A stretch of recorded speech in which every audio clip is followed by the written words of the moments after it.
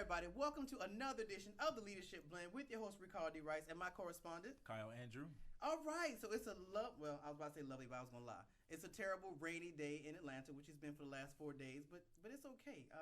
It's fine. We're going to rock with it. So today we're going to jump right into it. So I was sitting around, and everybody knows my guilty pleasure has been P-Valley, which I'm so embarrassed to say, but it is. And I saw the character Uncle Clifford, which start a conversation in my head about the perception of black gay men in media and cinema. So I said, who better to get on the show to have this discussion with me than two of my associates who are in that particular arena. So I'm going to let them introduce themselves. They're going to tell you their name and a little bit about them, starting to my left. So Tre? Hi, everyone. I am Tre Floyd, writer, producer, director, here in Atlanta, Georgia. Little background about myself. Originally from Mississippi, where I attended University of Mississippi, and my major was theater, so that's kind of where my background comes from.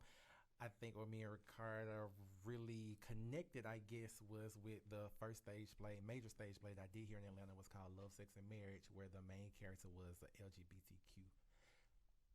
And since then, things just kind of took off, and it's been going so well, and I'm super excited. Yeah, how many cities did you do? Because he's being modest. How many cities did you do? Let's be very clear. Like, how many? This is no rank-a-dink play. You did like a number of cities, so. We did 25 shows over, I believe, 10 different cities. So, yeah, so it toured for about a year, and we may bring it back next year. But, yes, yeah, it did well. That's dope. We're not about to do this modest thing today.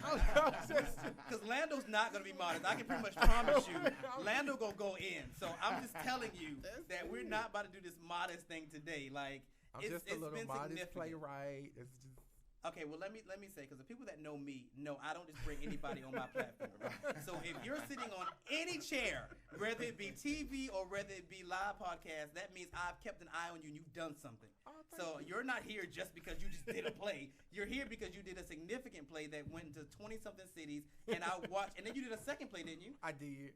Come on, Tre. Come on, work with me. I'm trying to work with me. I like the humility, but brag a little bit. I need you to go for broke. I need people to know that you're an expert in this area. I do kind of know what I'm doing a little bit, but I do. I mean, I like to be modest. It's cute. It's cute, but I'm giving you space to be. Thank you. So yes, the first play was called Love, Sex, and Marriage. I like to do plays that are centered around not just entertainment, but informative as well. So the first play was Love, Sex, and Marriage, was about this gay character, which really exposed a lot of our audience members to the plight of homosexuality. The next one I did was called Before Black Lives Matter, which was about a young man who didn't necessarily realize what it means to be black in America. And he has an encounter with the police. It was really good. It would be great right now considering everything that's going on. But unfortunately, because of COVID as well, we had to put it on pause for a little bit. So that's the next one. In the making, coming up is the Atlanta Child Murders, which is based on the actual events that happened during the Atlanta Child Murders back in the 70s, 80s period. We also have She Got It, which is about black women and HIV. So, yeah, that's kind of it. Oh, good God. All right, fine. I'm going to let you out there because I see you got this modest thing going, but that's okay. I can work with it. All right, Lando, you're up. My name is Lando King. I'm from a little small town called Thomasville, North Carolina. I was born and raised in New Jersey. I moved here maybe 6 or 7 years ago. I would say 7 years ago. And I graduated from the Art Institute of Charlotte, North Carolina, that's where I started. I learned theater, and then I got all my accolades from learning how to do film and acting. Then I moved here to Atlanta, and that's where I got my first initial role. And I just started, putting my foot in different places, seeing what I can, get adjusted to. So long story short, I ended up acting for a little while. Acting became, very normal for me. That's how people know who I am now, because I'm an actor. So I then realized that I had the power to film, direct, and produce. So I just released my first movie, my first film earlier this year in March. Well, it was supposed to be in March, but because of COVID, we had to set it back to June. So I had my first premiere in June, and it was such a success. and the title of the movie was called Expired, Giving It Another Shot. Yeah, that's just a little bit about, a little bit backstory about who I am and where I come from, what I do. Okay, so he did a good job. Unlike Trey, he did a good job. I will say that with Lando had, for those of you that watch the TV show and listen to the podcast, Laura Poindexter, who was my homegirl from around the world, was in his play, or his movie, and she just raved about him. So when I thought about it, I was like, okay, if Laura stamps him, then he must be good, because I know Laura like me, we don't play no games. We're going to get it done. We can get it done. So that's why I reached out to him. So, Kyle, you want to tell about yourself since we going around the table? Yeah, sure. I can do that. Because you never get a chance. You get to be on Spotlight Day. You never get the shot. So I'm going to let you. So I'm a recent graduate a year and a half ago. I graduated from Georgia State University. I am a journalism major. So I recently decided to go back to Full Sail to get my master's in new media journalism. And my end game is to be like an anchor reporter, things of that sort. Wow. I really would like to be an entertainment writer, but like you got to start somewhere. And actually, Ricardo is the one who's like told me to kind of broaden up my horizons. Broaden your horizons. Yeah. Broaden your horizons. So don't strictly focus on entertainment. So since I've been here, I'm actually really, really more into politics and things of that sort. Like I know Nancy Pelosi's name, and I say it more than I would ever have thought I did. So yeah. Okay, so let me say why I told him that. So for all those that are listening that desire to get into entertainment, because I do red carpets and stuff like that, so I see all this stuff firsthand.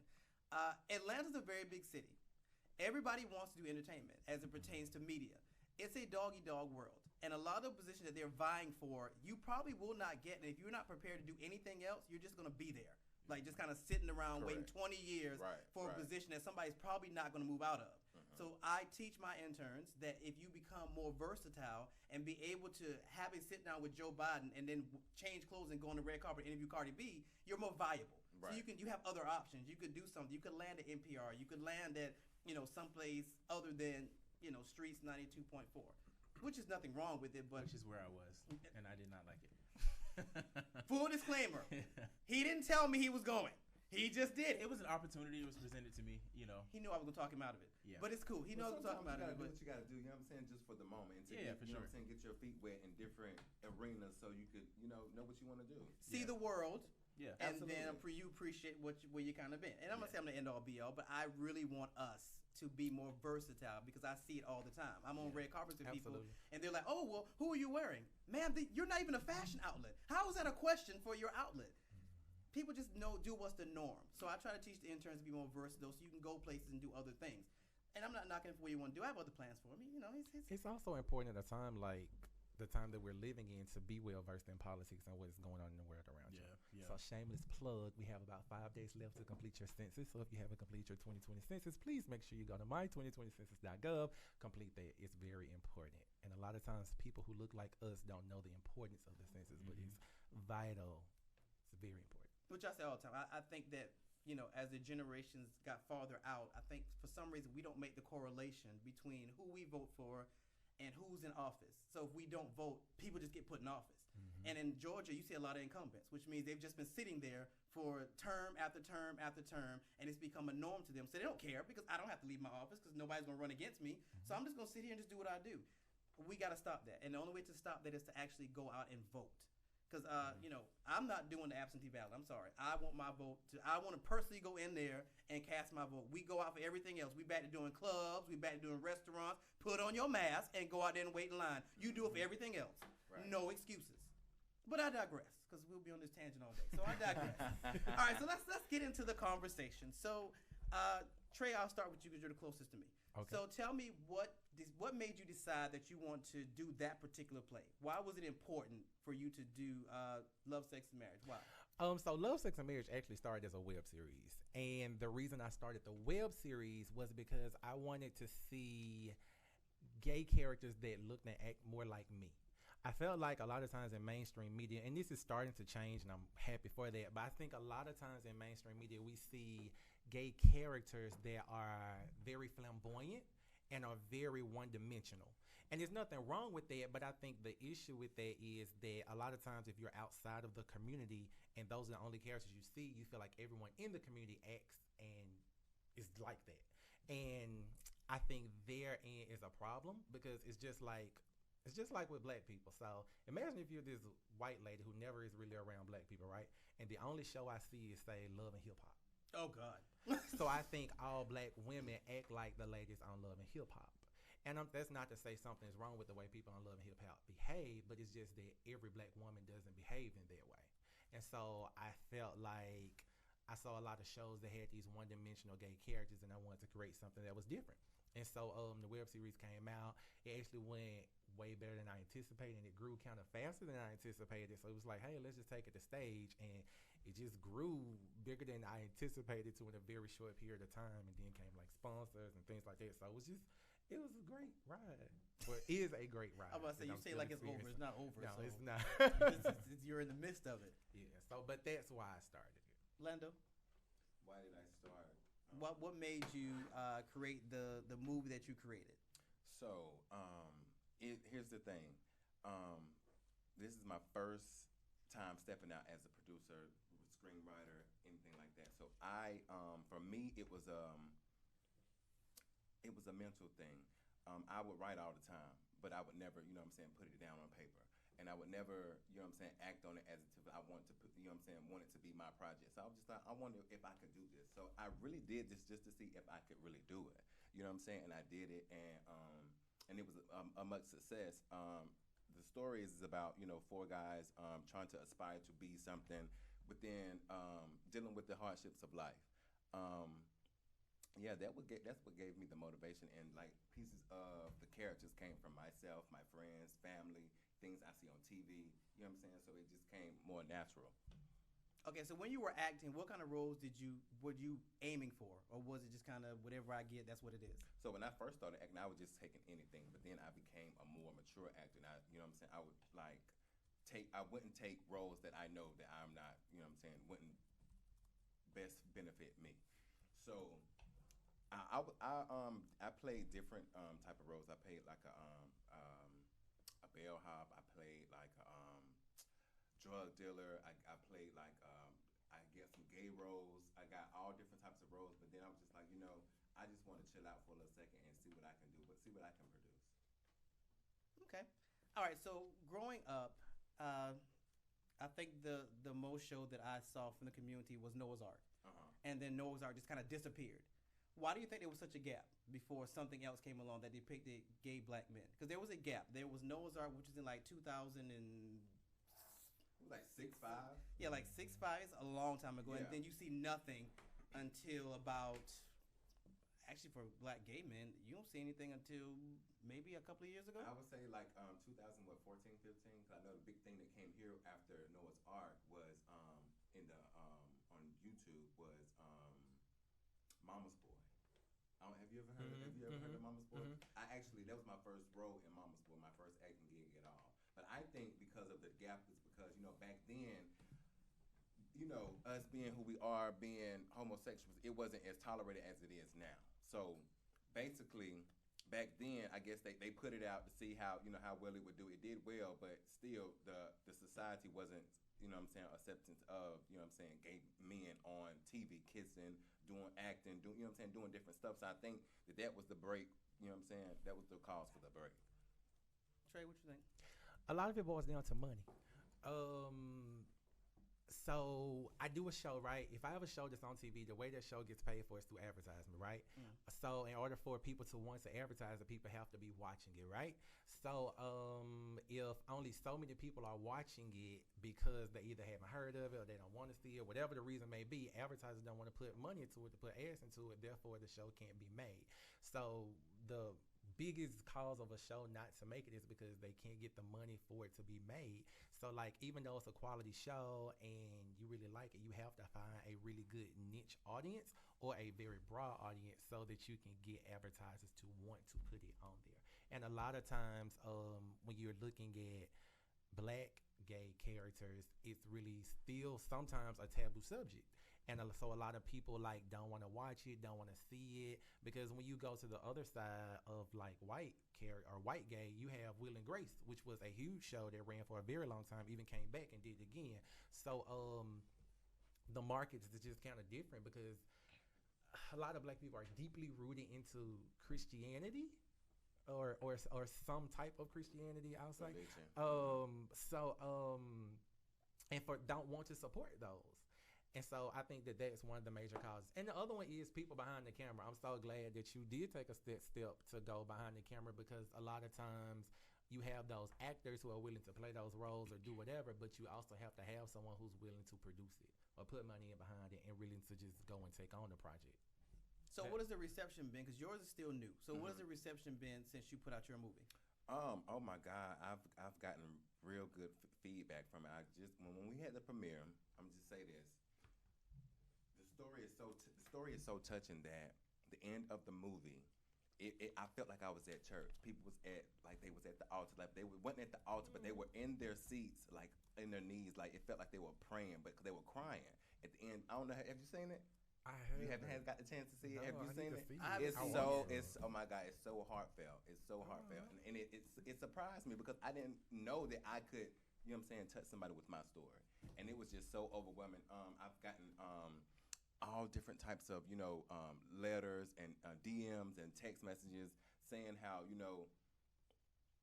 certain situations in the film probably healed them from a situation that they were going through. A situation with one of the characters, he had a situation with his dad, and I produced that on film, and I showed the closeness that they had together. Then I showed how in the beginning they weren't so close, and one person had came up to me and it was just like, oh my God, this is the same conversation that I wanted to have with my dad, and bust out into tears, and I couldn't do nothing but cry. It was just amazing. It really was amazing. And what was the release date on it? The release date? Yeah. It was June 28th. How can people see it? People can see it at landkingsfilms.com, and you can subscribe. It's only like $9.99, and you can subscribe. You can watch it for 30 days, and then yeah. All right. So do you guys feel like in the black community, because you said it, that it's still taboo, is it still a hard conversation to have if it's your son or if it's your a relative or something? Is it still a hard conversation about homosexuality in the black community? Yes, I think so. Absolutely. Yes, absolutely. Definitely. Why, we're like 30 years in, why do you think we're still having that struggle in the community? Just in the black community in general, not even the black gay community, just in the black community in general. Why is it still a thing?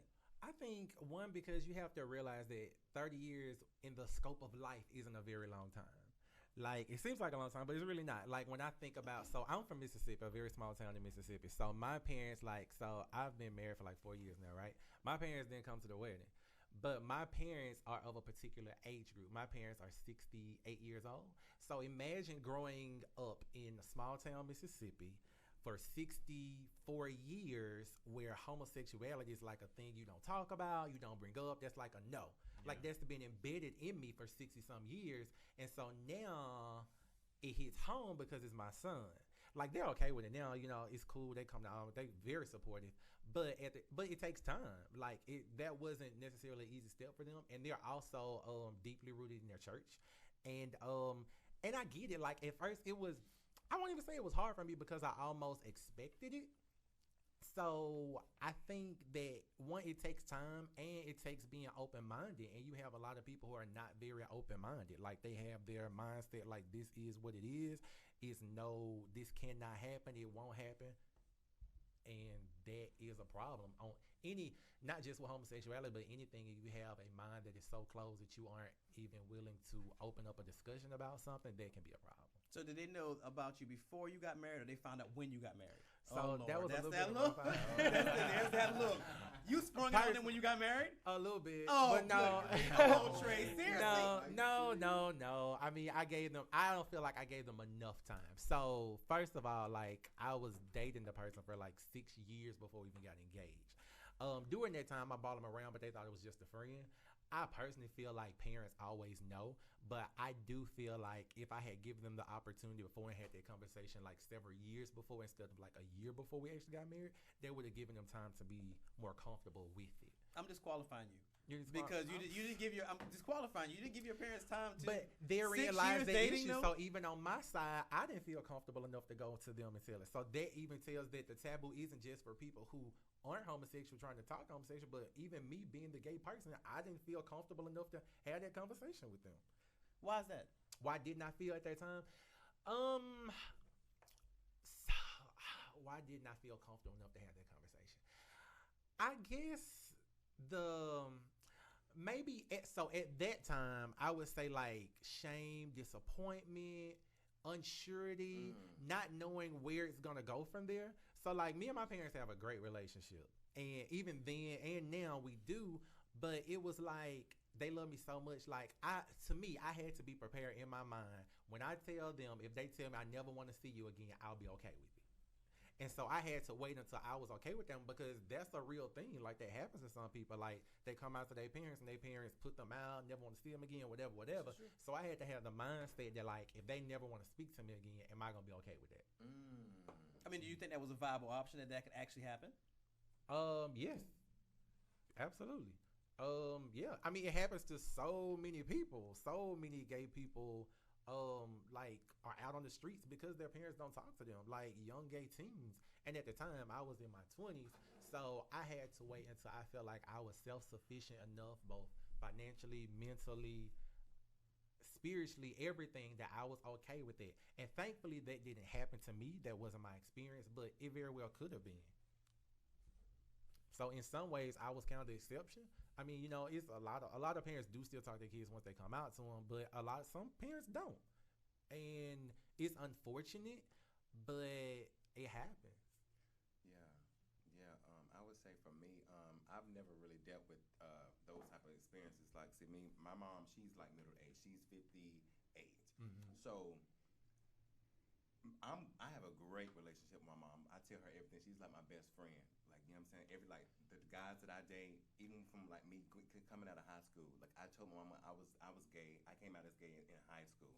She already knew, but she was she still loved me for who I was, and she never really treated me bad. She always loved, gave me the genuine love that a mother's supposed to give their child, not just because. Wait, question. How old are y'all? I'm 33. I'm 29. Okay, carry on. I just want to make that distinction. Yeah, so I've never really dealt with any. I hear and I see different things that people in our community talk about. Their parents lashing out on them, kicking them out, and doing all that type of stuff. See, me on the other hand, I've gotten genuine support from my mom and my dad, so I've never had to experience any of these things come in my life. And that's awesome. Unfortunately, that's not everyone's experience, but that's awesome to be able to. And I'm so grateful and thankful. You know what I'm saying? My brothers, I have brothers that's in like gangs and stuff. They treat me as if like, okay, that's my little brother. Okay, ain't nobody gonna mess with him. You know what I'm saying? So I think the taboo. I can only say it's because of how a person thinks. You know what I'm saying? So a person's thinking. The generation has changed. Society has changed. It's just how people view us as people. So I guess that becomes the question: is it a generational thing? Because when you talk about baby boomers, who are the older generation, who are probably about 60 or 70 now, and then you talk about Generation X and Generation Y, which is kind of my generation, and then you get into millennials and Generation Z. Generation Z and millennials they grew up with this. They've seen the Will and Grace. They've seen, especially now for Generation Z, they've seen the P-Valleys. They've seen some of the other stuff. Whereas the older generation, they didn't see any of it. Right. So now it's just like, okay, I have this child, and mostly because I do generational studies. Baby boomers are not adapt to change at all anyway. It's a hard thing for them. So to say, that this is what the world has come to, they don't really, get into. I guess my thing is, if it's your child, how can you not want to have that conversation and just be like, I don't want to see you, especially. I think a lot of it is exposure and a lot of it is fear.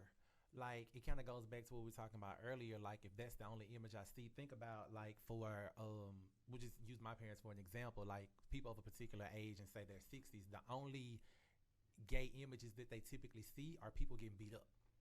So in their mind, it goes to, my son is going to be beat up. You know what I'm saying? Or somebody's going to rape or beat up. He's going to be in these hostile situations. So I think that has a lot to do with it. If they don't see it as you can still be successful and do all the things that you would do if you weren't homosexual. They just see it as like, this is now it's going to be in a fearful situation. So I think that has a lot to do with it too. I agree with that. I agree with that. So, Mark, okay, let's get into actors. So the actor, and like I said, I am kind of, the whole P-Valley thing is what really sparked this in my head. So the actor that plays Little Murder is actually straight in real life. Correct. Now, we've seen white actors, because I think that either Will or Jack, one of them is actually straight in real life. Will. we've seen them do that stuff, and they can get other roles. It's not a big deal. Do we think that the character that played, I can't remember his name, it slipped my J. mind. Alphonse Nicholson. Yeah. The guy, do you think he's going to have an issue? Even though P-Valley took off, and apparently it became this huge thing, but do you think he's going to have an issue playing something else because of that role and because he's a black male? Me, honestly, I don't think so. You know, entertainment is entertainment. I've seen, you know, and it's so crazy because I was just in a barbershop and they was just like talking about, they was just like, oh, I mean, that's cool, but I wouldn't do it. You know what I'm saying? They was, you know what I'm saying, praising him for doing what he was doing. This is, I go to the barbershop in the hood. These hood niggas in the barbershop. They talking like, oh, it's cool for him to do that. You know what I'm saying? Because now, that's why I say the generation has changed. Is all these grown men and they're talking about a straight male portraying gay or acting as a DL, that low down male on television. Didn't slander his name, didn't say nothing bad about him. They were praising him, but they were just like, nah, it's not for me. But you know what I'm saying? Maybe, you know what I'm saying, they said maybe, oh, they paid him a lot of money to do that, which is probably the case. But I don't think so. I don't think so. I think he's gonna keep doing, because he's been acting for a long time. It's not gonna stop here just because he did that. Well, they're night and day, because the last role that he played was on Madam C.J. Walker on Netflix. Because I actually forgot that was him. He played the character that all of us ended up hating because he sold the secrets to the other Annabelle. But in any event, so these are night and day roles for him. But I asked that question because years ago on, if you ever seen the movie Forrest Gump, Makai, I can't remember his last name. He played the black guy who was kind of retarded. And he said for years he couldn't get another role because people actually thought that he talked like that. So that's what prompted me to ask that question. Wow, I never knew that. Yeah, he did an interview and was like, because you saw him do Forrest Gump, which was huge, and then you didn't really see him.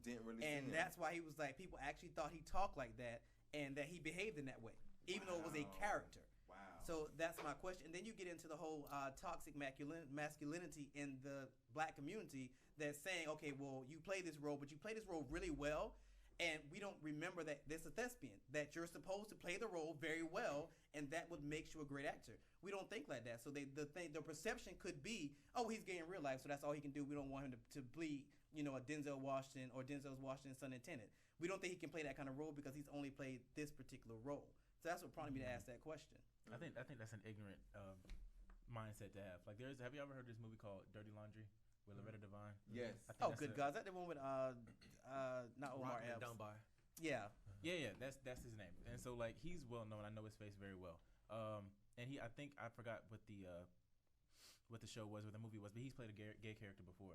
After that, but I mean, I was gonna ask, do you think that do you prefer for a heterosexual person to play a homosexual role, or do you think that kind of like closes the door for actual homosexual actors? That's a good question. Yeah.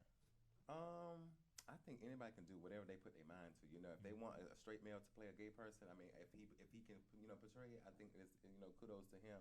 But it do allow. I mean, I say, it limits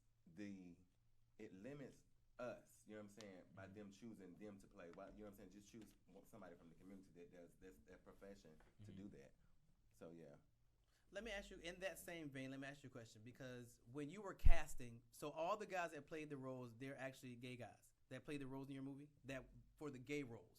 Yes. When you did the casting, what was the influx? Was there a lot of guys that showed up for casting? Was there a few guys that showed up for casting? What did casting look like? So the 4 main characters, I handpicked them. I already knew which, you know what I'm saying, they auditioned, you know what I'm saying, but I already knew by them being who they are and researching them, I knew that this character fit them, this character fit this one, you know what I'm saying. So the rest of the secondary cast, that I would say, it was just like a regular process. It wasn't, you know, it wasn't hard. It wasn't, you know, it was just a simple process. But the 4 main characters I handpicked out myself. Trey, what was casting like for you, or did you kind of have the same ideology? For the first play, for Love, Sex, and Marriage, it was a lot of people showed up. It was even more for the second one. All the characters who do play gay are gay. I didn't necessarily do that on purpose. It just kind of how the cards fell. Did any straight men go audition to play any gay roles? Yes. Yes. Mm-hmm. So yeah, I mean, I think That's interesting. I think if you have a great production and you are a serious actor, you'll play just about any role. I think it's all about how you take on their role and also how you portray yourself outside of that role. Like for example, the guy Nicholson, how he plays the role, but like when you see him in interviews, he doesn't look anything like the character Lil Murder. And he portrays himself as this is just who he is, and he's a very serious actor. Like he comes from theater and Broadway, so like typically they take their craft very serious. So I think that as long as you take it serious and you don't fall into these like trap holes or even like feed into like how social media may try to portray you or try to make you out to be something that you may not be, as long as you don't fall into those holes, I think you'll be fine. And then also timing makes a difference too, because this isn't his first role, although this may be like a breakout role because I think more people are seeing him in this. They'll be able to see, oh, he has done other things. Okay, he's not, because I had to go and look him up because I was like, I knew I've seen him before, but I didn't know where. I was like, I've seen him somewhere, but I don't know where I've seen him before. So I think that just by looking up, like, oh, okay, so he's just a serious actor, then I think he'll be fine. Thank God for memes, because that's how I discovered who he was. Because somebody did a meme of him and Madam CJ Walker, and then him. I was like, oh, that's where I know him from. Right. Shouts out to memes. Keep making them, because they come in very, very handy. So keep making them. All right, so where we at currently, do you think, because it boils down to imagery and what young, smaller, I don't want to say young because they're small, what they see on TV. You know, growing up, especially for the older generation, they weren't able to see if they felt like they were gay and that's what they want to do. There was no imagery for them to identify with. Do you think that's better now? Because even with P-Valley, you still don't see a lot of black gay men on TV. Mm-hmm. I think it's better. I think we still have a long way to go, but I think we're moving in that direction. Same. I think the same. Yeah. Well, going back to the Love and Hip Hop thing, because you know they throw in a couple of gay, and I do say throw in. They throw in a gay character here or there. There's Bobby Lights, who is a stereotypical loudmouth that nobody likes, can't get along with Trina. There was it Jeffrey? In Miami previously, there was Mulan Christopher who was in it, and he was with the guy Miles. I'm gonna shoot this to you because it goes into relationships in the LGBT community. Because when you look at a lot of these shows, you don't see good exchange, you don't see good communication. How was it for you when you said, "I want to get married to a man"? As far as perception, perception wise, for me it was fine because I have wonderful friends, and like I said, so before we got married, we dated for 7 years before we got married. So everyone was used to it. You know what I'm saying? Like it was like the norm. Like so for me it was fine. It was more so I got more slack for so we're both from Mississippi. When we moved to Atlanta, I got more slack because it was like, oh my God, you can't move to Atlanta. Y'all relationship won't make it. It's not gonna happen. So I got more slack for that than I did for actually getting married. So when did you move here? 2014, I believe. Yeah, 2014. That's interesting. Yeah, I didn't get. I mean, I think gay marriage was legalized here in like 2013, right? Yeah. It got it got legalized here while we were engaged, and we were like, oh great, now people gonna think we just get married because it's legal. Right. All right. Well, so here's the thing with the marriage, because that was a big debacle. You know, why get married and call it marriage, because the ideology is marriage is between a man and a woman. So when you got married, was it because, I mean, of course, I hope it was for love, but being able to sign your spouse's name to an insurance policy or things of that magnitude, was that really a thought factor for you when y'all decided to get married, or was it just love? Yes, it was for me, because I thought about like insurance, and then I also thought about, because I've seen this happen, like what if something were to happen to one of us? The other one would really have no say. Like if I were to pass away and we weren't married, then my family would have all of the say as to what happens to my remains, one buried, arrangements, yada, yada, yada, versus he would really have no say because he had no legal documents tying him to me. So I thought that was something that was very important for me. And also, like you say, insurance purposes, life insurance policies, things like that, taxes, all those things matter. So Lando, I mean, dating-wise, relationship-wise, marriage, is marriage something that you would want to do? Yes, absolutely. I've always wanted to to get married. It's always been my thing. Yeah. So, Yeah, I always wanted to get married. So the big ceremony. How did y'all get married? Y'all have like a big ceremony? Y'all went to the courthouse? How did y'all get married? Oh, we had a big ceremony. It was too big. It was Yeah. it was nice. We had a really nice ceremony. People still like. It was one point at the wedding. I looked down there and said everybody was crying. It's a wedding. People always cry. at Yeah, weddings. Like, but it was really nice. It was at the DoubleTree in Marietta. It was like about 150 people. People sat at round tables, so it was the 3 ballrooms put together. So like the wedding was on this side, and then you stayed in the same seat. The reception was on the opposite side of the room. It was about 8 people in it. It was like 4 girls, 4 guys. Everybody walked down the aisle singularly. Both of us walked down the aisle. His mom walked him down the aisle. We had karaoke at the reception. How long have you been married? 4 years. You've been married 4 years? Yeah, I want to be married. I want to be married. It's a thing for me. I take relationships really serious. Yeah. I want to be married one day. You will. does the name matter? Because a lot of people say it's the name marriage is why they were fighting it so hard, and they wanted to use something like civil unions. Mm-hmm. Would that make a difference for y'all? It wouldn't for us. I mean, to some people it may make a difference, but I personally didn't care. Why switch the name though? Just Yeah, because we're that's homosexuals? Because the implication is when you hear the word marriage, it's between a man and a woman, Got it. not same-sex Wow. genders. So that was a lot of the fight. People were like, well, we'll give, because the argument on the other side of the argument was, okay, like you said, if I'm in somebody and y'all been together, 6-7 years, and before y'all got married, and something happens to me, you have no say-so, which we saw a lot, especially in the older generations. You know, it was kind of implied, Aunt Susan and Aunt Karen are together. It's handwriting on the wall, but nobody Right. speaks about it. Right. So when something happens to Susan, even though it's been handwritten and we know, her family sweeps in and goes, no, you don't have no say-so. Right. And everybody's like, but you knew they were together. I Right. don't care. Legally, you have no say-so. Right. Right. And if she passes, you have no say-so to the assets that y'all have acquired over the years together. And let's say they lived together for 6 years. You have no say-so to this money. You have no say-so to this policy. The family can swoop in and take everything. They can. So that was a lot of the basis for why homosexuals were saying we want to get married, outside of the fact that we love each other, but legally we have no rights as it No stands right rights, now. right. So that was really the issue. And then the other side kind of caved was like, okay, we get it, but we don't want y'all to call it marriage, because when we hear the word marriage, it's between a man and a woman. It's not a man and a man. It's not a woman and a woman. We'll give you civil unions. And the LGBT community was like, no, we don't want that. We want marriage because it's the connotation that goes with marriage. That it's a bond, a legal bond that you make before people, a judge or an officiant, and God. So that became the argument. And ultimately, I think they kind of caved on it. And it depends on where you live, of course. It's legal in most states, but there are still others that are not so happy about it. So that was the argument when it came to gay marriage. So that's why I asked that question. You know, would civil union make a difference versus the word marriage? If it's just about the legalities of it. Now, if it's about other stuff, which it can be, then of course that makes a difference. But if it was just solely about legalities, then it didn't matter what it was called.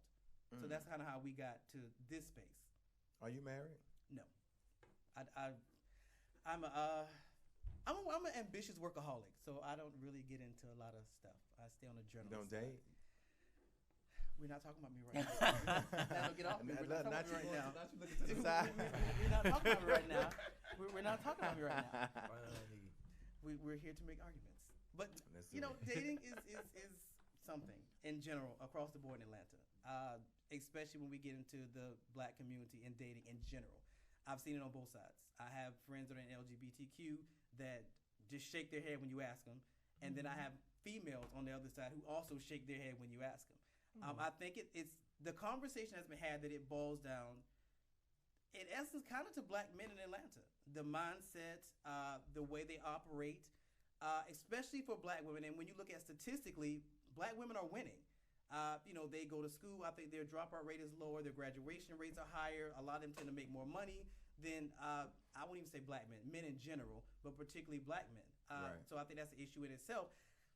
But I also think there's a disparity between classes in Atlanta, that either you make a lot of money or you don't make any money, and we don't really like to go in the middle. And a lot of times the people that are sitting in the middle are aspiring to do something great, or some of them are happy, you know, making $50,000 a year. They've managed to buy a house and managed to have a car. So I guess that I'll put that on the table. Do you think there's a classes issue in Atlanta, in the community as a whole? Trey, give me that look. What look? You give me this look. I don't know. You give me this look. And I'll ask Kyle too, because you date as well. Do you think there's a classist issue in Atlanta, in the gay in the general, in the black community? I'm just looking. I mean, and I'm asking across the board. I'm asking across the board. Let's hear from him. Well, Kyle, you have a new girlfriend, right? No, not anymore. Okay. Well, your previous girlfriend. What did she do? She was actually in school to be a esthetician. So, yeah, but she can get out making money because she can go straight into exactly. But she wanted to do more of the cosmetic. Like she wanted to give people lipo and stuff like that, and injections in their face, like the Kardashian thing. But I mean, like I feel like because I guess I'm the youngest one here. Yeah, you're the baby. Yeah, generation. Well, how old are you? 25.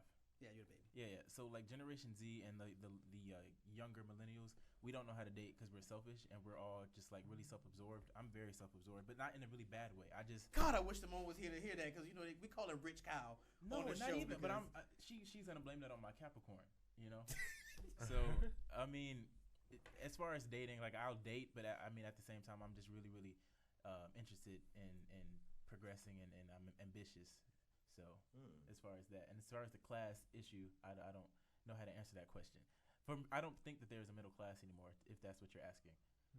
Well, I mean, expectations. So, and I'll use you because we're talking about you. Mm-hmm. What do you look for in a girlfriend? Like, does she need to have gone to college? Does she need to know where she's going? Like, what do you look for? I did date a girl. She was in community college, but she didn't finish. She, wants to be a entrepreneur, but had no ambition to actually finish school. She didn't want to be on anybody's clock. She didn't want to go to class. I'm like, okay, that's cool because college isn't for everybody. But at the same time, I have a friend who didn't go to college. All she has is a high school diploma, and she was like, I don't think I'm good enough to date anybody who's been to college. She said she didn't even feel like she was good enough to be my friend. I was like, that's whack. Like you gotta whack. It's whack. I think that's whack. But you know what? I've met a lot of people who dropped out of college, and college is not for everyone. No, it's not. I've met a lot of people in life that have dropped out and pursued different other things. Like they want to be an entrepreneur, they started their own business, and they are some of the smartest people in the world.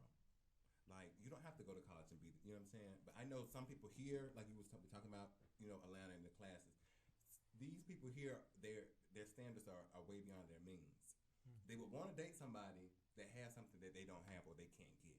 You see what I'm saying? So I just think people should date in their means, or you know what I'm saying. If what you got, I mean, just compare the two when you're dating. But I do believe that when dating here in Atlanta, people is overrated. It's overrated because they want to date somebody that has a Mercedes Benz, but you driving a not a Bentley, but like a hoopty. You see what I'm saying? I mean, so according to that, so is that gold digging? In essence, is that gold digging? Basically, yes. People here, they want to date people for what they can get out of someone. Yep. You really believe? So y'all really believe that? Not everybody. Loving someone, finding out what they care about, what they like. You know what I'm saying?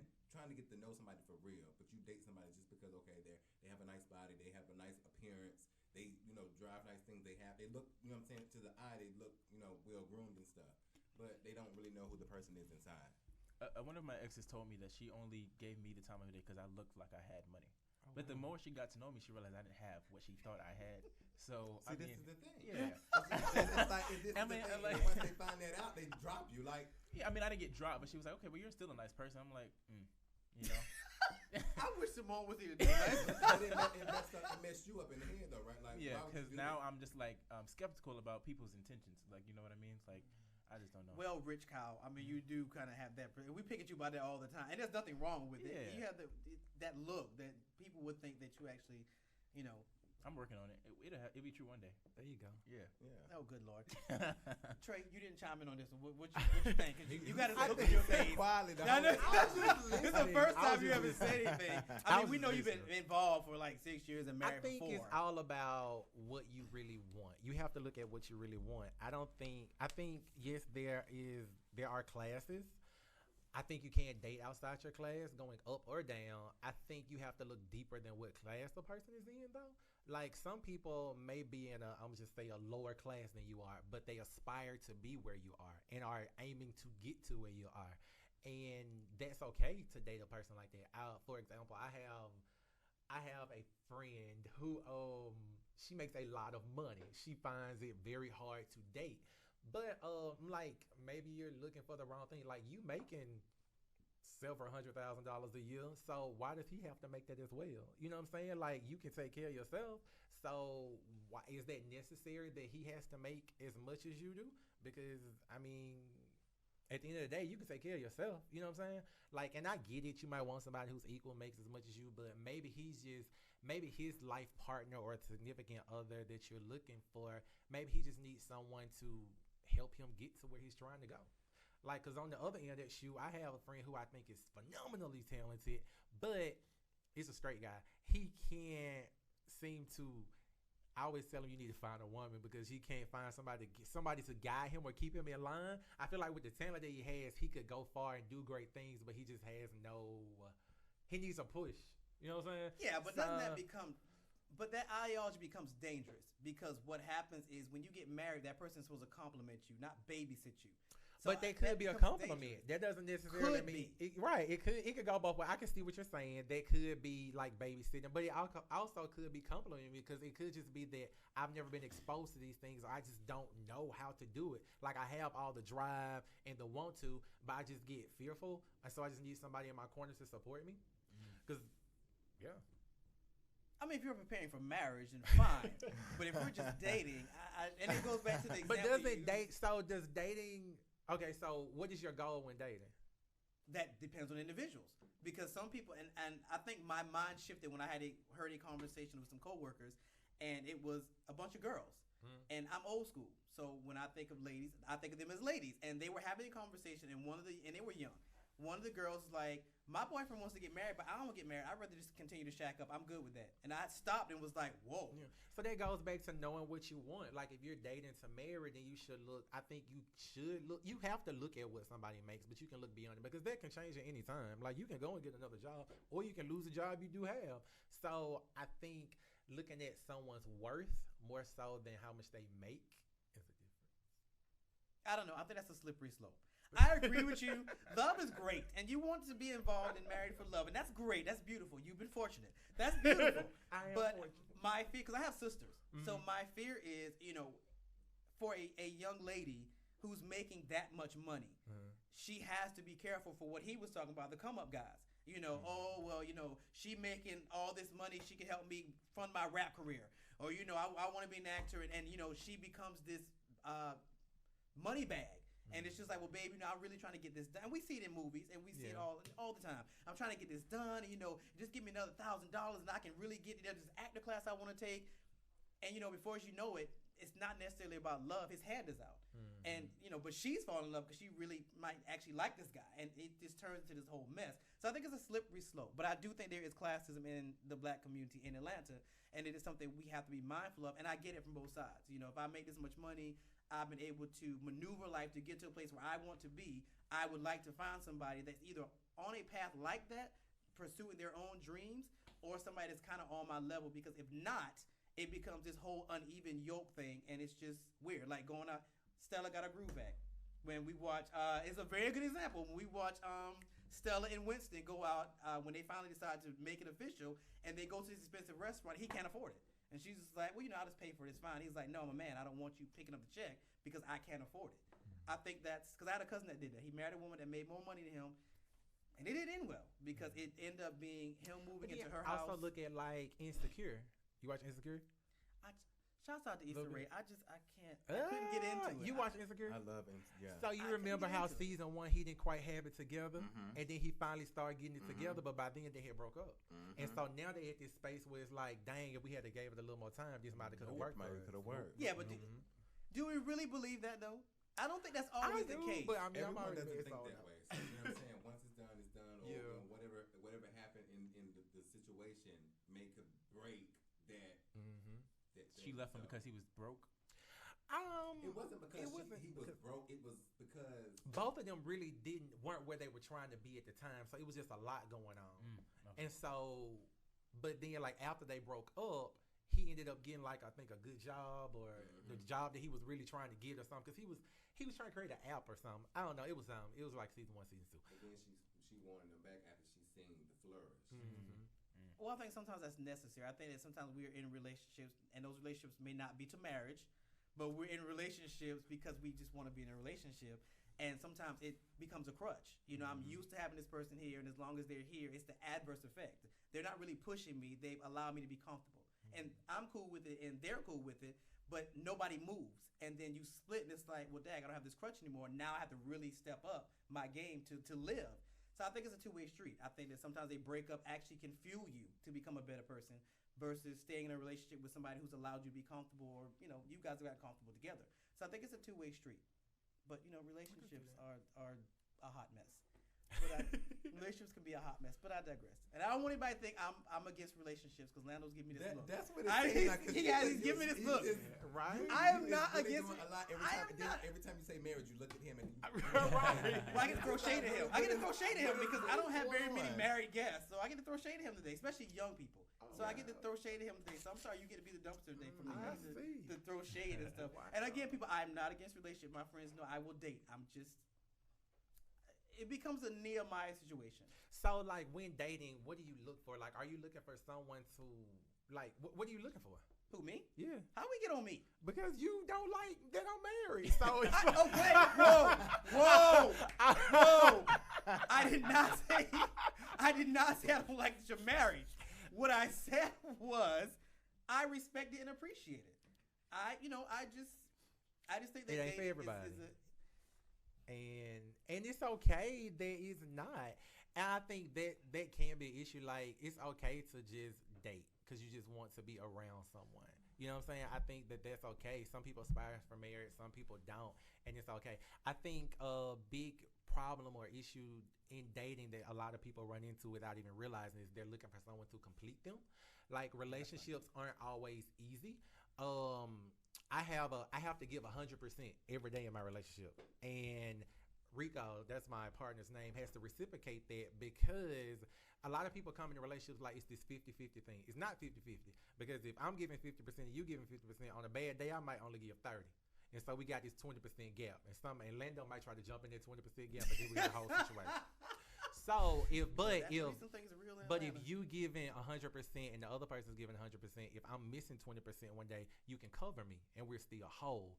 So I think that oftentimes we're looking for someone to complete us, and I think before you get in a relationship, you have to really know who you are and be complete and know just what you want and who you want to be, and then that person can compliment you rather than completing you. I love that. I love that. I'm not giving him credit for that. Man. I'm not giving him credit for that. That was a right little too well executed. So I'm not about to give that was a little. It's like I mean, I get asked this question like a lot, so I mean, I done thought to put a little bit of thought into it because I mean, I am I guess minority. Yeah, you're not the status quo. You're definitely not the status quo. So I mean, I get that question often. It's true, and then also like when looking for love, you have to know what your definition like of love is and what you really want. Because some people do marry for money, and personally, I'm not gonna say I don't see something wrong with it, but I think if that's what both parties are looking for, I don't see anything wrong with it. Like, a lot of people do marry for love, but if I'm this 90-year-old guy and I got buku money, right? And it's this young girl who gives me just the attention that I want, and I have the money to give her. If I'm okay with, as long as both parties know what they getting out of it, and she may actually look at him like, yeah, he got the bag, I want him, but I really do find him charming, and I want to be with him. And he look at us, I'm gonna die soon anyway. I need to leave it to somebody. You know, I don't see a problem with it. That's like a movie script. That's like a movie script. That's a real life script that people. I mean, look, marriage is great. My parents have been married for 40 years, I think. I'm 40, so my parents have been married for like 30-something years. So I've seen the dynamic where my father is the breadwinner. My mom works just because. My dad has always been the provider. My mom would take her money and buy groceries and our clothes. That's about it. If something happens, even at 40, we picking up the phone and calling Dad. Like, Dad, okay, look, so... And because he's getting older, the speeches have gotten less. But that's the dynamic I grew up seeing, that my mom she wasn't a stay-at-home mom, but, you know, my dad is an entrepreneur.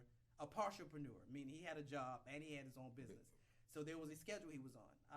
He worked from 10 to 2, came home at 2 o'clock. Mom was already home. She'd already cooked, ironed his clothes. He came home for that hour. We got on his nerves within that hour. He got dressed, he ate, she had his lunch packed, he went to work. That was the cycle. Actually, that's still to this day. So that's kind of what I've seen. As far as relationships go, I think it's a two-way street. Marrying for love is cute, but it's a real partnership. Like, I want to know that you bring something to the table outside of just love, because love is not going to keep the lights on and love is not going to pay all these bills. But at the same token, I don't want to be with somebody that I don't love, because then that's just like a roommate, in essence, or friends with benefits. So I think it's a two-way street. Or it could be the best of both worlds, that you do have somebody that you kind of like, that over the years will grow to love, and you both bring something to the table that will make it substantial enough for y'all to stay married without financial issues. Which it's funny that you said bring something to the table, because I see this trend on like social media posts. I brought the whole table, so what you gonna bring or whatever. If somebody's bringing the whole table, what you want me to bring? Like something other than a fork. If you're gonna come to the table, bring something other, some plates, some napkins. But if you already built the table, what you want me to bring? Well, I just built the table. I'm just asking. On the exactly. Thing. Exactly. But by that thing, I seen what you're talking about. You know it goes around. I brought the whole table. What you gonna bring? Yeah. Okay, if I bring the table, can you put something on the table for me to eat? Okay. You see what I'm saying? I just didn't get the analogy. I was like, I see I how get it that. go both ways. So like how you saying it, like if I bring the whole table, what you gonna bring? Yeah. I can see it. You know what I'm saying? Like, But if so I bring now the I whole get it. table, you need to put something on the table, or you need to I take your didn't ass on get it. somewhere. I Well, I mean, like- that's okay. That's like somebody buying the house. I'll buy the house, but you put the furniture in the house, or you buy the curtains, you buy the lamps. What if you You already decorate got a house? Well, somebody got to bring something up. That was one of the issues with my cousin that got married. He moved into her house, so it was kind of like After the marriage? yes, he moved into her house. So after the marriage, or when he moved into her house, anytime an argument happened, well, this is my house, because there was no equity on both sides. We didn't go into this house together. She bought the table and he just moved into the table. Which I wish the But table there's the thing was too. bare. When people do that type of stuff, they should be smart about it and put their name on something. You know what I'm saying? I would never do that. Yeah, but that's kind of hard to do. If I she love already got you, the house. exactly, I love you, and I just happen to make more money than you, but I genuinely love you, and I happen to already have a house when you don't. It just makes sense that You move in with me. you move in with me. Now, how you decide to make that feasible financially for both individuals, I mean, I guess you could be like, okay, well, if I'm moving into the house, then fine, I'll pay the mortgage. So at least in that argument, it's like, yeah, you may have brought the house, but I pay the mortgage every month. Which, of course, like goes to her point. I'm independent, so you don't have to pay the mortgage. But that's my contribution to the marriage.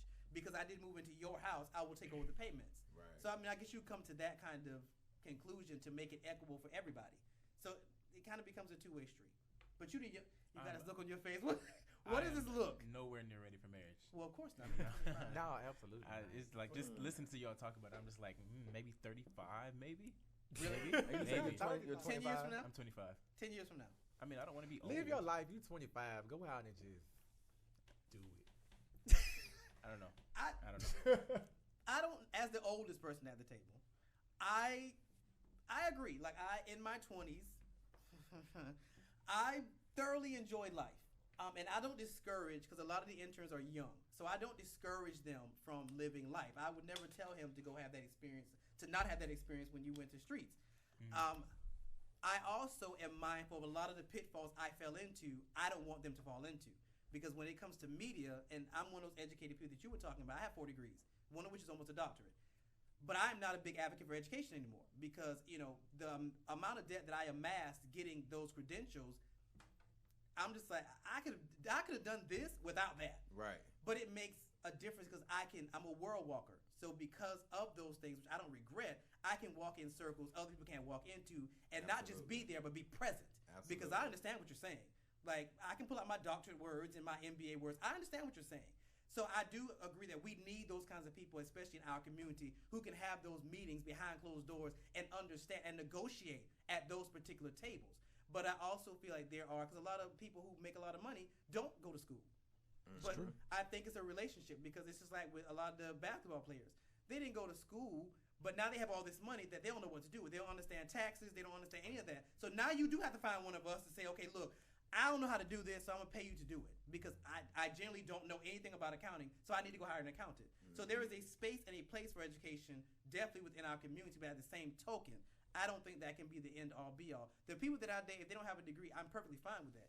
As long as you're aspiring to something that will require you to put in the work that is a vision or a dream for you, I'm good with. But this whole ideology of just not doing anything, and I'm just kind of freelancing from place to place, We not playing that game. But I respect the person with the dream because again, I'm a person with a dream. I didn't go to school for communication, journalism, anything like that. I fell into all of this stuff, and I just figured out as I go. Wow. I literally fell into this. So how long you been in journalism and in media? So really quickly, I started with radio at Love 860 AM, and that started because I was looking for a co-worker's show on the sister station. And I saw an ad that said, "Have you ever thought about hosting your own show?" And I was like, okay, well, I talk. So, I mean, maybe one day in life, I might decide to do this. So I sent an email, and the guy emailed me back, which was Greg Cooper, the station manager. He was like, well, hey, what were you thinking? Nothing. I just thought you would send me some paperwork that I would kind of look over in my leisure time. And then we got to talking, and he was like, well, why don't you come to the studio and look around? I was like, why? Okay, I've always been inquisitive, which is kind of my undoing. So I was like, cool, I'll go to the studio, whatever. So I went to the studio, and I thought about what he'd asked me because I don't like to be caught off guard. So I thought about, he was like, what would you do a show about, so on and so forth. At that space, I had a performing arts nonprofit. So I was like, probably nonprofit leadership because I was working on my doctorate in that field, and I was like, it's just poor leadership. So when we looked at the studio, and he was like, well, we have iHeart, and I was like, I could be on iHeart? So we sat down, we talked again. He was like, well, after talking to you for 30 minutes, I feel like you have something to say and people would like you. He was like, I think you should consider doing it. And I was like, So he showed me the numbers, and I was like, that's it? To be on radio and to have iHeartRadio? He was like, yeah. Not even a week later, I signed the contract. Not even another week later, I was behind the mic. On this side, my producer was on that side, and he counted down from 5. No formal training, nothing. I just went. And from there, I got better at it. He gave some tidbits, and then a new manager came in, Andrea. She gave me a lot more tidbits. And the same thing happened with TV. I was sitting around, saw an ad on Facebook, and it was like, hey, have you ever thought about having a TV show? And it only costs this. And I was like, So I emailed her. We talked. She sent the contract. 3 days, it was signed. TV was different because I had no working knowledge of TV. Nothing. And I was like, okay, Jesus, I don't know how this is going to work out. We're going to do it because clearly I don't believe in coincidences. Went to my alumni school, shouts out to American Intercontinental University in Dunwoody where I got my MBA. Had a meeting with the new media chair, shouts out to Devon, and we were just talking. He came to the studio because I was at IBNX, and he was like, so, what do you have going on as an alumni? And I told him, I told him about a TV show. He said, how are you going to do it? I was like, I don't know. And he was like, don't worry about it. He made a phone call, said, I need some good interns to help Mr. Rice. He's an alumni. And that's how I ended up with the TV team, and that's how we did that. Magazine, I just decided I wanted to embody the guests that I have because I only get you guys for 30 minutes, 40 minutes, and you guys have great stories. So I was like, I want to embody that in print. So that's what made me do the magazine. Wow, that's interesting. So I just figured all this stuff out as I go. And then I started the internship program because I see what they go through trying to get their foot in the door in Atlanta, in media, because we've almost become the media capital of the world. So it's a dog-eat-dog world out here. And I've seen how people use them for their talent and just dispel them. They don't teach them anything. They don't create connections for them. They just kind of use them for their talent and move on to the next. So that's what made me do the internship program. So this has all been figured out. I'm on-the-job training. I literally figured this out as I go. So that's interesting. That's what that is. is. So is just you two guys? No, usually Simone is here. She's the co-host. Okay. But she's out today, which is funny because she's normally always here. She's out today. And then the TV team has 7 interns. And then the magazine team has 3 or 4. So at any given time, I have 15 interns at any given time between the 3 teams. So I don't do a lot. COVID kind of messed me up because I had to do stuff. So the first edition of the magazine, shouts out to me because I did the first edition of the magazine, which is rare because I don't really do anything. And Kyle can attest to that. I don't really do anything. He don't want to say it, but I don't really do anything. I'm not going to say that on air. Well, you lost your chances. I gave you a space. If you ever say it outside of that, it is what it is. All right, so final thoughts. My final thought to you two is what should be next for the young little gay boy who decides that that's what he wants to do? What should be the next move for the community? Do we need to see more movies about it? Do we need to see more television shows about it? And if we do, character development. What should these characters look like? I would say not only just, seeing them on TV, you know what I'm saying, being activists in, someone's life, you know what I'm saying, so being a spokesperson for someone, not just seeing them on TV. I know people watch TV all the time, but what are they doing on a day-to-day? Like, what are you instilling in this young gay boy, like, on a day-to-day for his mindset to become bigger than just TV, you know what I'm saying? So I think we should keep doing the same thing that we're doing and get better at it. I say do it. Like just go for it. Like just like I was telling you, do it. Well, just go for it. Just whatever it is you want to do, just go for it. And it's okay to mess up. It's okay to not get it right the first time. It's okay to perfect it over time. But don't throw out anything. But do it and do it well as best as your ability will allow you to do, and then gain from that experience to make the next experience even better. One last question I just thought about this. Funding. How did you guys get funding to do your projects? Did you get loans? Did you get individual donors? Did you have drug deals that went, that a drug deal dropped a bag of money on the table? Like, y'all looking at each other like, I don't know if I should. What is what? No, funding is really, it's like a hit or miss, because most of the time, independent artists, they take from what they have. I use all my resources. I did a fundraiser. I reached out to different people who I know who will invest. That's what I did. And that's what helped me fund my movie in my company. I'm not sure, it's different, because when you talk about funding and money and stuff, people start looking like, yeah, I'm like, y'all look at each other like, what did I miss? It's a big thing, because funding your own project independently is it's a lot. It's a lot. It's a lot. I've been very blessed. That's been your whole theme, the whole show. Like, I am, man. I'm very blessed. No, but the very first project we did, I always tell people, and this goes to young people too, get you a great team. And by me, a great team of friends and supporters, because, and when I say friends, I don't mean yes people. You need people who will tell you no, like real friends. So, my friends believed in what I said I wanted to do, and we sold like t-shirts. You know what I'm saying? And we had like this little showing of like a snippet or whatever, so that raised enough money to actually get the first show going or whatever. And then after that, like when you have a good project, people want to attach themselves to it. So from there, I got like sponsors, like some realtors. Cirque was one of the sponsors. Santan Pub, S. Williams Law Firm, Tito's Vodka, the Cochran Firm. Like these people just start, but that also goes back to that team too, because when these people reach out, you can't be like, yeah, we can, maybe you can be you got to know what you're talking about, and that goes back to that language, so you got to throw out a few of them PhD words, so it sounds like you know what you're talking about, and then you have to produce a good product so that they'll come back and they'll send other people to you as well, so that it's this reciprocity thing where, oh, okay, this was really good, I like my name being on this backdrop, and I feel like people saw it, I can send some business this way. And then it's a lot about networking too. So I was fortunate enough to meet the owner of like some restaurants, and I worked out a deal with them where like, what's your lowest night of the week?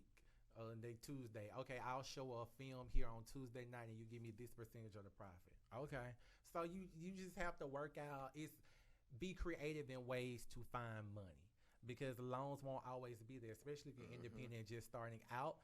That may not always be an option. And then you also don't want you have your company in debt. So I'm grateful that like Tre Productions is a debt-free company. So I'm at a point where I can go into a bank and be like, hey, we have these assets. Can I get this money so I can do A, Y, and Z or whatever? So it's important to network, have good friends, be creative. Final thought. I don't have any final thoughts. I just have one last question. I just want to know what's next for both of you guys. Like, are you have any more plays coming up? And you working on any more movies? Working on any scripts right now? I'm actually working on my next movie. We're in pre-production right now. I'm not gonna give the title, but I'm actually working on the next movie right now. Okay. How do people get in touch with you? You can follow me on everything is Lando, the Lando King, TheLandoKing. And then you can also visit my website, www.landkingfilms.com, to view the movie. So COVID kind of halted the Before Black Lives Movement tour. So we plan to come back in February to finish off that tour. And then afterwards for 2021, the scheduled plays are Before Black Lives Matter, She Got It, and Atlanta Child Murders. Also, I just actually got on the board for 7 Stages, which is the theater in Little 5 Point. So I'm like the newest Black LGBT board member, so I'm super excited about that. So trying to make sure that our voices are heard in that space. So that's exciting for me. And then also what I've been doing a lot lately. So I've been a realtor for the past like 5 years, but I really had never really used it. But just really working on financial enrichment for some young people, because now is a great time to buy a house. and there is a significant gap between home ownership between black and white people, and so I'm really trying to get black people in houses. Okay. That's very much what We I'm need doing. to talk then. Yep. We can talk. Lord. All right, everybody. So there you have it. Special thanks to my guests, Lando and Tre. Thank you for having us. No, my problem. And to Kyle, our correspondent, to give it a little bit about himself, which I know I'm going to give you enough space. I'm going to have to give you more space to be able to do that. Yeah, and tell me about it before you do it.